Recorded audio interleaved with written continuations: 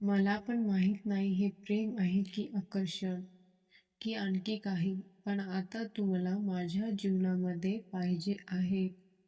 नंतर त्याच्या लक्षात आले समरला एक मेल पाठवायचा होता. मग तो आपला लॅपटॉप घेऊन काम करत बसला. तिकडे सांज आणि आरतीने मिळून छान स्वयंपाक केला. मग सगळेजण जेवण करायला बसले. विनायक म्हणाले, सांज, तुझी तयारी करून लवकर झोपी जा. सकाळी 9 वाजता तुला निघावे लागेल. रिद्धीचा फोन आला होता का?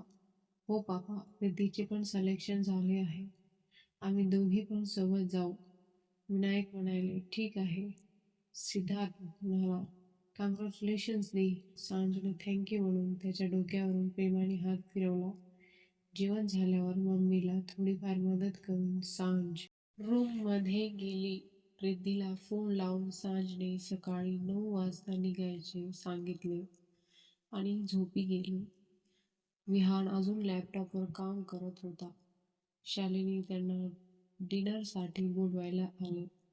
विहान, चल जेवण कर. हो मॉम, फक्त 5 मिनिट. विहान न बघताच म्हणाला आणि आपल्या कामात गुंतला.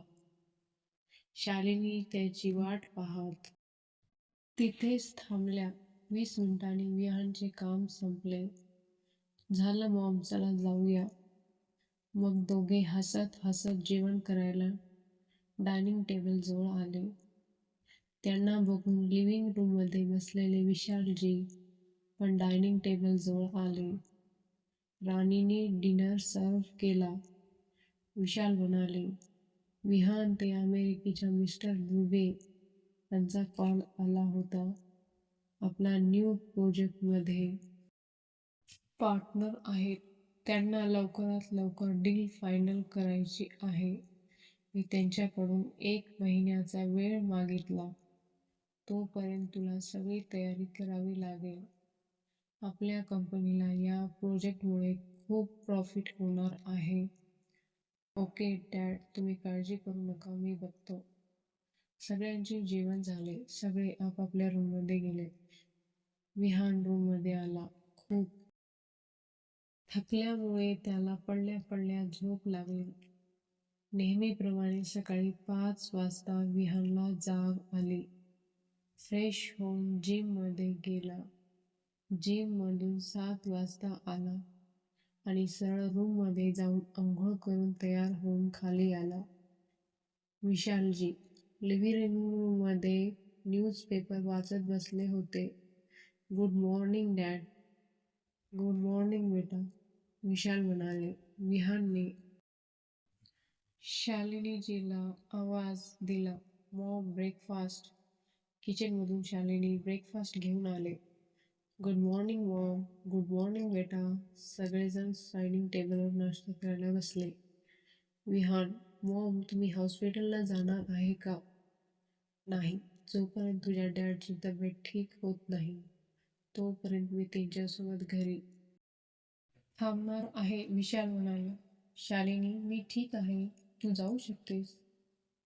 नाही विशाल, मी तुमच्यासोबत घरीच थांबणार आहे. ओके म्हणून विहान ऑफिसकडे निघाला. इकडे सांज 7 वाजता उठली. अंघोळ करून किचनमध्ये येऊन तिच्या मम्मीची थोडी मदत केली. मग रूममध्ये जाऊन तयार झाली. 8:30 वाजले होते. आरतीजींचा आवाज आला. सांज, नाश्ता करायला ये. सांजने घाईघाईमध्ये आपली बॅग घेतली आणि बाहेर आली. आरतीजीने तिला टिफिन दिला. तिचा हात धरून डायनिंग टेबल जवळ घेऊन आले. तिला जबरदस्ती नाश्ता करायला सांगितले. सांजने थोडाफार नाश्ता करून विनायक आणि आरतीजीचा आशीर्वाद घेऊन घराबाहेर निघाली. तेवढ्यात तिला रिद्धी पण भेटली. दोघी मिळून ऑफिसकडे निघाले. 10 वाजता त्या दोघी ऑफिसमध्ये आल्या. नवीन असल्यामुळे त्यांना काही माहीत नव्हते. त्यांनी काउंटरवर जाऊन सरांची कॅबिन कोणती आहे विचारलं. तेवढ्यात त्यांना समोरून समर आलेला दिसला. ते दोघींनीच त्याला गुड मॉर्निंग विश केले. तुम्हा दोघींना आणि न्यू एम्प्लॉयरला सरांनी कॅबिनमध्ये बोलावले आहे. मग ते तिघे विहानच्या कॅबिनकडे निघाले. "मे आय कम इन सर?" समर म्हणाला.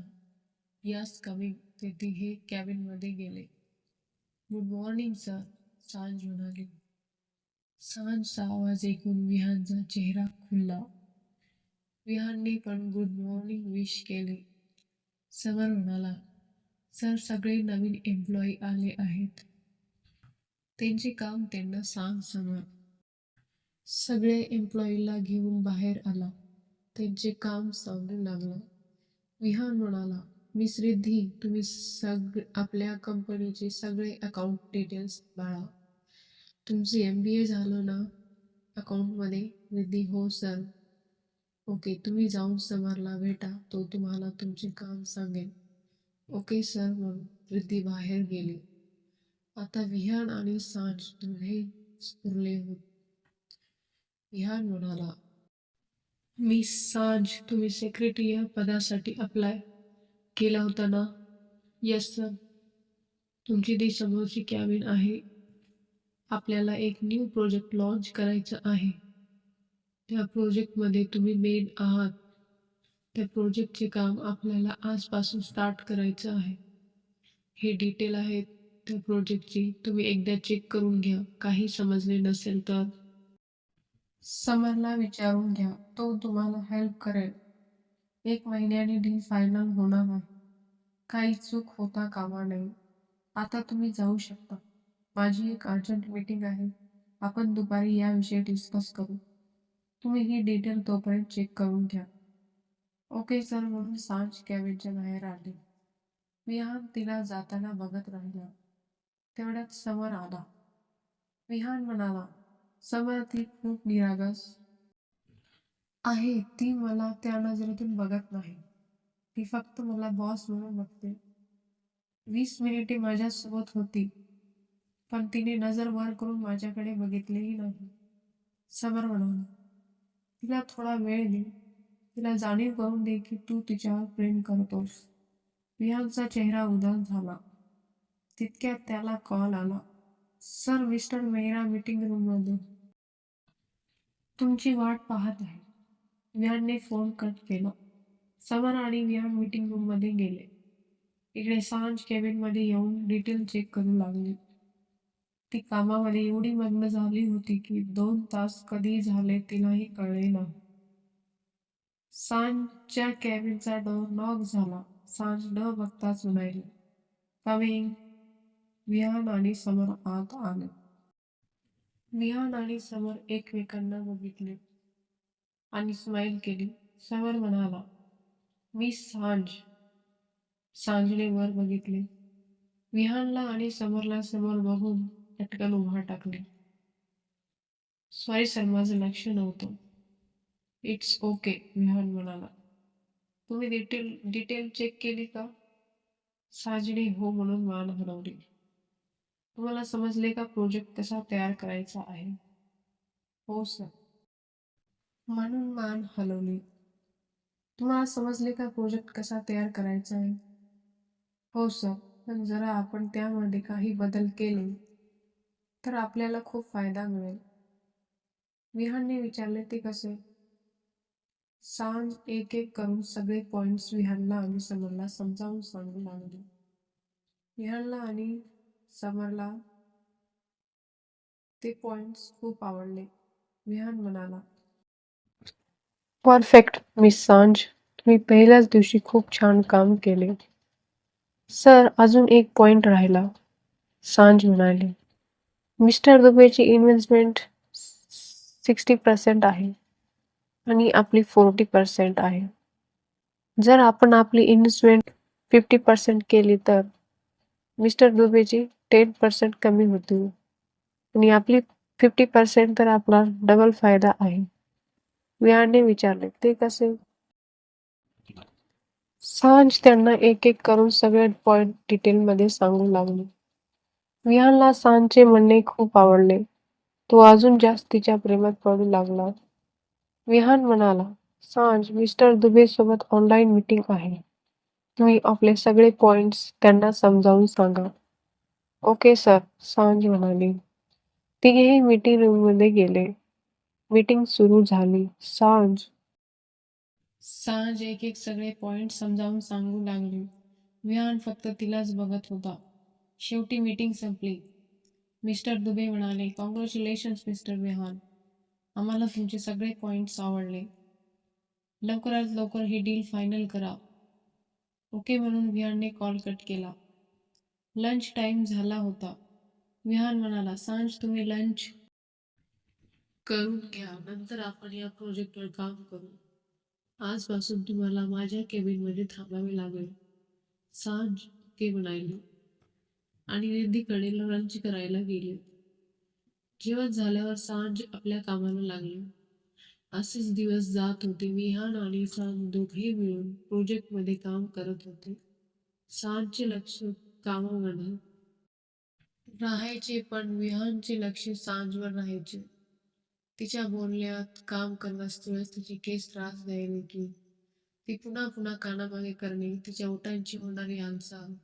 विहानला वाटत होते तिला जाऊन मिटिंग घ्यावं, पण त्याला ते जमत नसे. असेच दिवस जात होते. सांजला येऊन 1 महिना व्हायला आला होता. परवा डील फायनल करायची होती. जवळपास प्रोजेक्टचे काम पूर्ण झाले.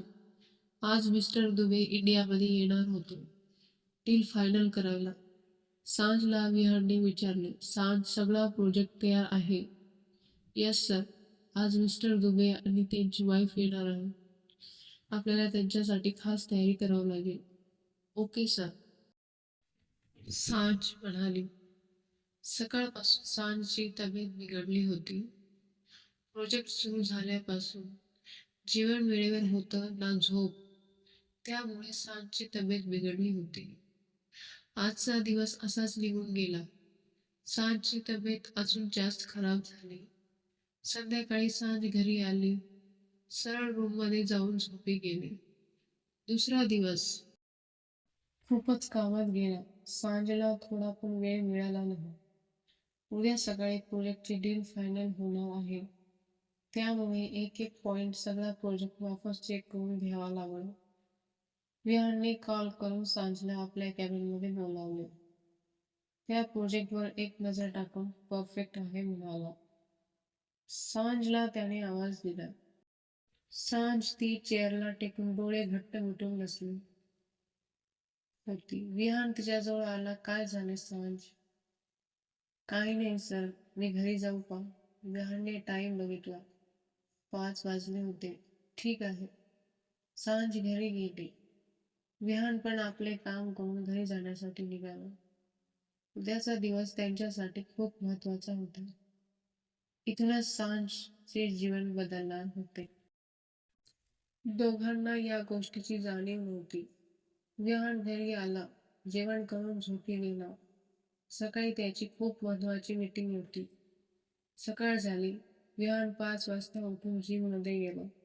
7 वाजता जिममधून आला. फ्रेश होऊन तयार झाला. नाश्ता करण्यासाठी खाली आला. त्याचे डॅड लिव्हिंग रूममध्ये बसले होते. त्यांना अचानक छातीमध्ये दुखायला लागले. विहानने मॉमला आवाज दिला. शालिनी किचनमधून बाहेर आले. त्यांनी विशालला चेक केले. विहानला म्हणाले, गाडी काढ, आपल्याला यांना हॉस्पिटलला घेऊन जावे लागेल. दोघांनी मिळून विशालला हॉस्पिटलला घेऊन गेले. विहानने सांजला कॉल करून मीटिंग हँडल करायला सांगितले. तो हॉस्पिटलमध्ये असल्यामुळे येऊ शकत नाही. सांजने ओके म्हणून फोन कट केला. इकडे मीटिंग होण्याची सगळी तयारी झाली होती. समरने आणि सांजने मिळून मिस्टर दुबे आणि त्यांच्या वाईफचे स्वागत केले. मीटिंग सुरू झाली. सांजला भीती वाटू लागली. समरने डोळ्यांनी तिला शांत केले. सांजने आपला प्रोजेक्ट त्यांच्यासमोर मांडला. त्यांचा प्रत्येक डाऊट क्लिअर केला. 3 तासानंतर मीटिंग संपली. मिस्टर दुबे सांजवर खूप प्रभावित झाले. डील फायनल झाली. त्यांना सांज कॉन्फिडन्सने प्रत्येक डाऊट क्लिअर करणे आवडले. मिसेस दुबे पण खुश झाल्या. मिस्टर दुबे यांनी विहानला कॉल करून डीलबद्दल सांगितले आणि सांजची तारीफ पण केली. मिस्टर दुबे म्हणाले, मिस्टर राठोड विशाल राठोड यांची तब्येत कशी आहे? विहान ते आता आहेत. त्यांना डिस्चार्ज पण भेटला. आम्ही थोड्या वेळानंतर त्यांना घरी घेऊन येऊ, मिस्टर दुबे म्हणाले. मिस्टर राठोड, आम्ही उद्या अमेरिकेला वापस जाणार आहोत. आम्ही विशाल राठोड यांना भेटायला येणार आहोत, विहान म्हणाले. डील फायनल झाल्याबद्दल एक छोटीशी पार्टी ठेवली आहे. संध्याकाळी तुम्ही पार्टीमध्ये डॅडला पण भेटू शकता. ओके म्हणून मिस्टर दुबे यांनी कॉल कट केला.